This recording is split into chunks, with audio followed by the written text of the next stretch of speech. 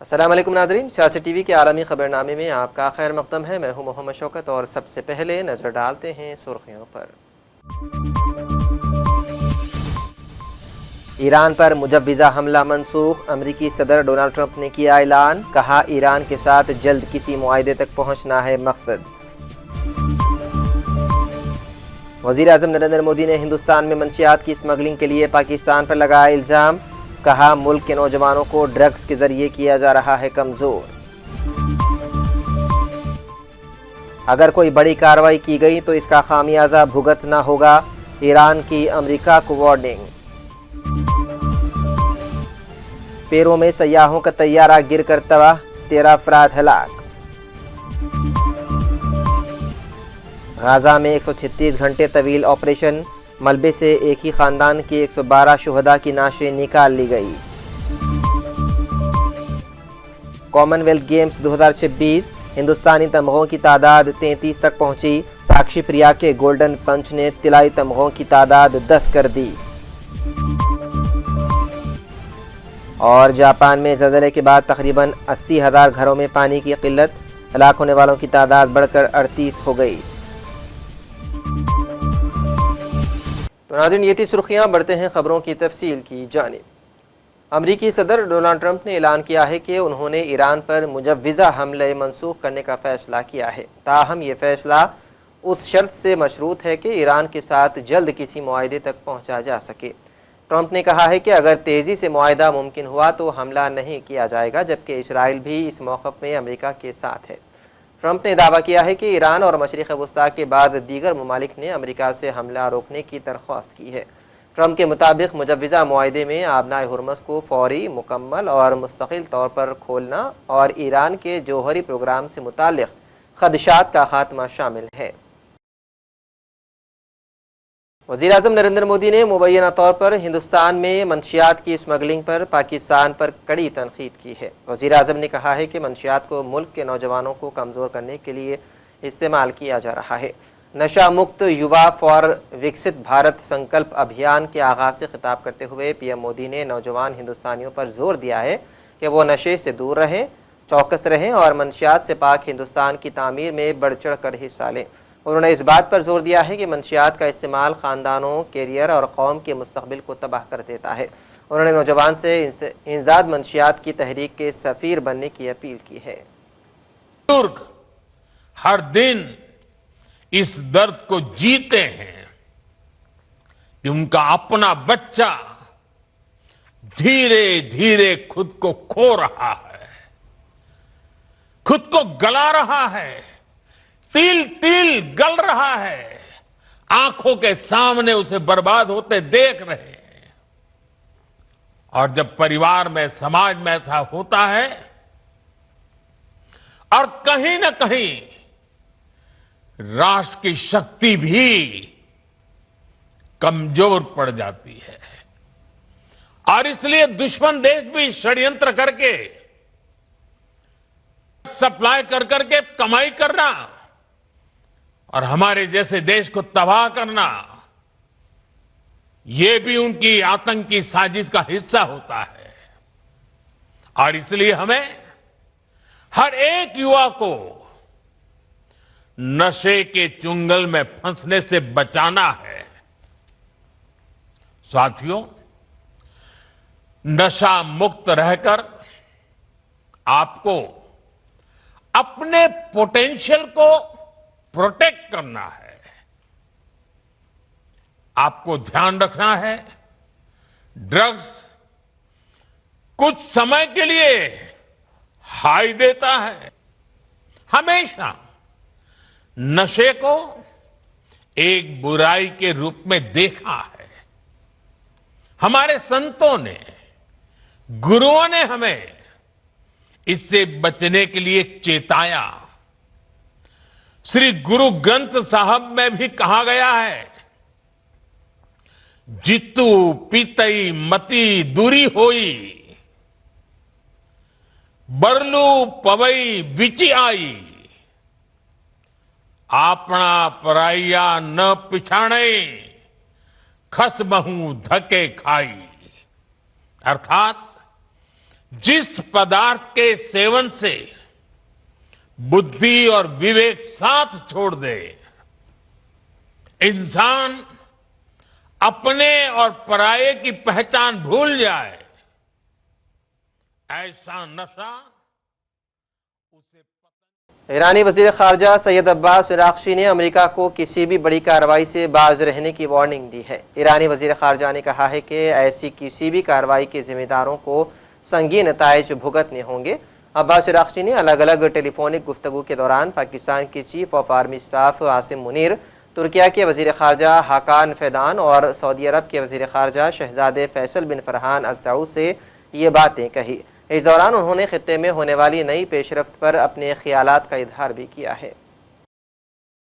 Gaza में शहरी दिफा के अमले ने जुनूबी इलाके सबरा में एक ही खानदान के घरों के मलबे से 112 शुहदा की नाशें निकाली हैं।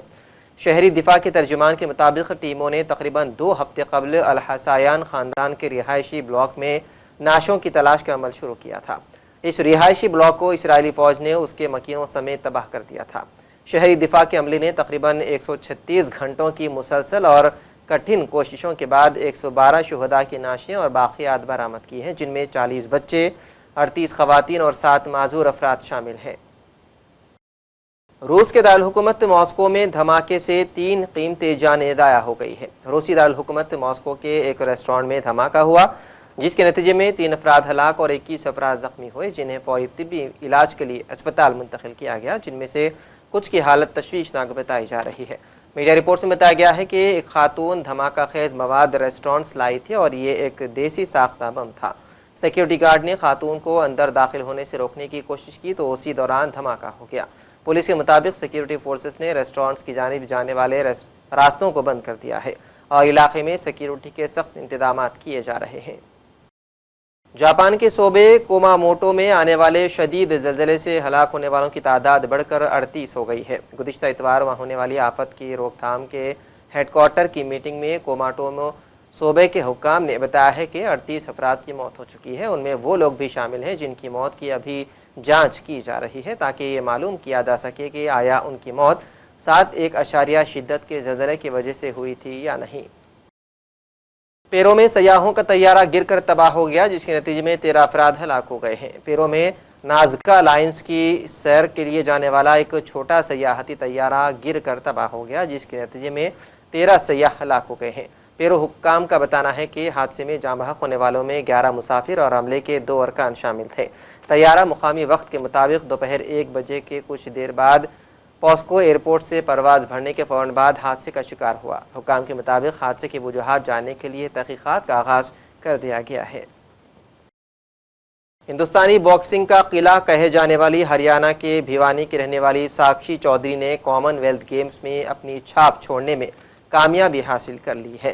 ग्लासगो कॉमनवेल्थ गेम्स में साक्षी ने ख़वातीन के 51 किलोग्राम वज़न के ज़ुमरे में तिलाई तमगा अपने नाम करके मुल्क का नाम रोशन कर दिया है। इसके साथ ही हिंदुस्तान ने अब तक 33 तमगे जीत लिए हैं। 29 में से 10 तिलाई, 15 चांदी और 9 कांजे के तमगे हैं। जाते ही एशियन गेम के लिए हमें कैंप लगेगा तो वहाँ पे जाना है। पहले मेडल किसको डेडिकेट कर रहे हो? मेडल अपने माँ बाप, चाचा, कोच और सभी अपने दोस्तों को इंडिया को।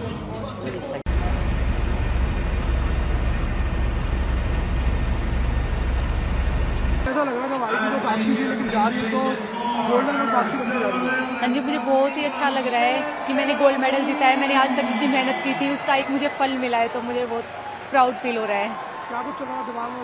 क्राउड लोग चीयर कर रहा था कि बस आज मेडल सोना ही लेके जाना है। मतलब मेरा पूरा टारगेट था फाइनल बाउट से पहले कि अभी मेडल सिर्फ गोल्ड ही होना चाहिए, ब्रॉन्ज और सिल्वर में काम नहीं चलेगा, मुझे गोल्ड ही जीतना है इंडिया के लिए।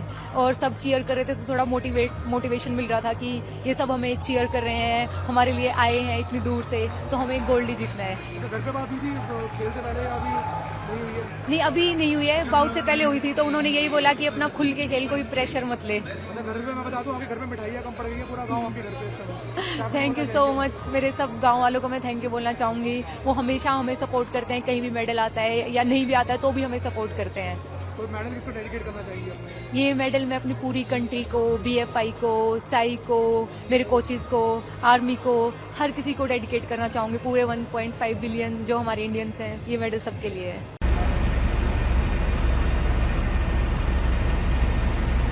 अभी तो अच्छा लग रहा है गोल्ड मेडल जीत के, लेकिन बाउट में थोड़ा मनोबल हो गया था कि पहला राउंड 5-0 डाउन हो गया था, तो थोड़ा प्रेशर आ गया था, तो अभी अच्छा लग रहा है। मैच काफी टफ था, तो क्या कुछ समय दिमाग में चल रहा था, और ये जो नारे लग रहे हैं वो उन्होंने जोश बढ़ाया?